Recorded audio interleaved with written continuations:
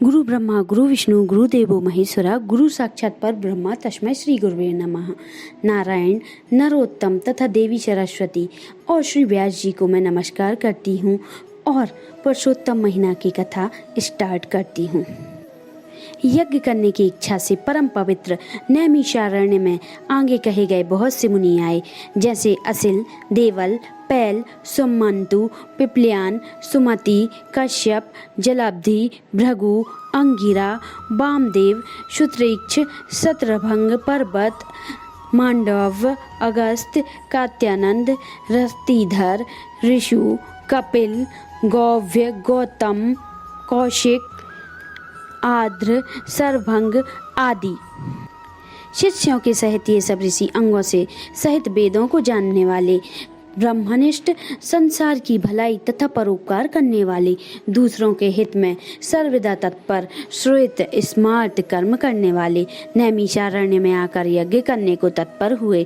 इधर तीर्थ यात्रा की इच्छा से सूत जी अपने आश्रम से निकले और पृथ्वी का भ्रमण करते हुए उन्होंने नैमिषारण्य में जाकर शिष्यों सहित समस्त मुनियों को देखा। संसार समुद्र के पार करने वाले उन ऋषियों को नमस्कार करने के लिए पहले यहाँ जहाँ वे इकट्ठे थे वहीं प्रसन्न चित्र सूत भी जा पहुँचे।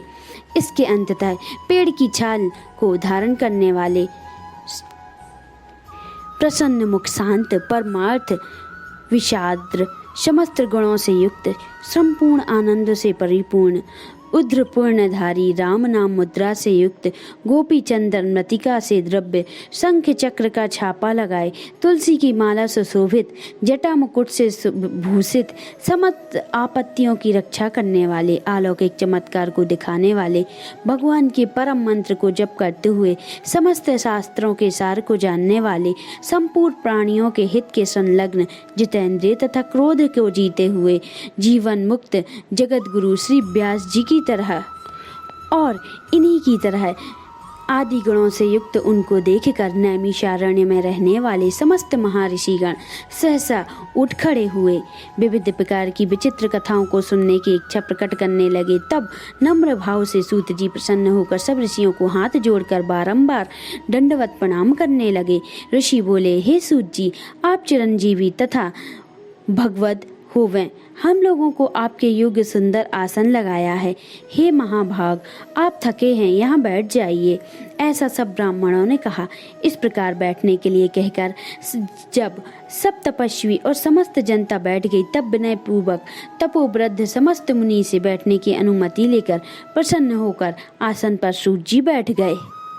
तदंतर सूत जी को सुखपूर्वक बैठे हुए और श्रम रहित देखकर पुण्य कथाओं को सुनने की इच्छा वाले समस्त ऋषि यह बोले, हे सूत जी, हे महाभाग, आप भाग्यवान हैं। भगवान व्यास के वचनों के हार्दिक अभिप्राय को गुरु की कृपा से आप जानते हैं। क्या आप सुखी तो हैं? आज बहुत दिनों के बाद कैसे इस वन में पधारे? आप प्रशंसा के पात्र हैं। हे व्यास शिष्य शिरोमणि, आप पूज्य हैं। इस असार संसार को सुनने योग्य हजारों विषय हैं, परंतु उसमें श्रेय कर थोड़ा सा और सूत भार जो है हम लोगों से कहिए। हे महाभाग, संसार समुद्र में डूबे हुए को पार करने वाले तथा शुभ फल देने वाला आपके मन में निश्चित विषय जो हो वही हम लोगों से कहिए। ये आज्ञा रूप अंधकार के अंधों से हुओ ज्ञान रूप चक्षु देने वाले, भगवान की लीला रूपी रस से युक्त, परमानंद का कारण, संसार रूपी रोग को दूर करने में रसायन के समान जो कथा का सार है वही शीघ्र कहिए। इस प्रकार शनकादिक ऋषियों के पूछने पर हाथ जोड़कर सूत जी बोले, हे समस्त मुनियों, मेरी कही हुई सुंदर कथा को आप लोग सुनिए। हे विप्रो, पहले मैं पुष्कर तीर्थ को गया, वहाँ स्नान करके पवित्र ऋषियों, देवताओं तथा पितरों का तर्पण से तृप्त करके तब समस्त प्रतिबंधों को दूर करने वाली यमुना के तट पर गया। फिर क्रम से अन्य तीर्थों पर जाकर गंगा तट पर गया, पुनः काशी आकर अनंततः गया तीर्थ गया, पितरों का श्राद्ध कर तब त्रिवेणी पर गया, तदुपरांत कृष्णा के बाद गंडकी में स्नान कर पुलह ऋषि के आश्रम गया, धैमुमती में स्नान कर फिर से सरस्वती के तीर पर गया।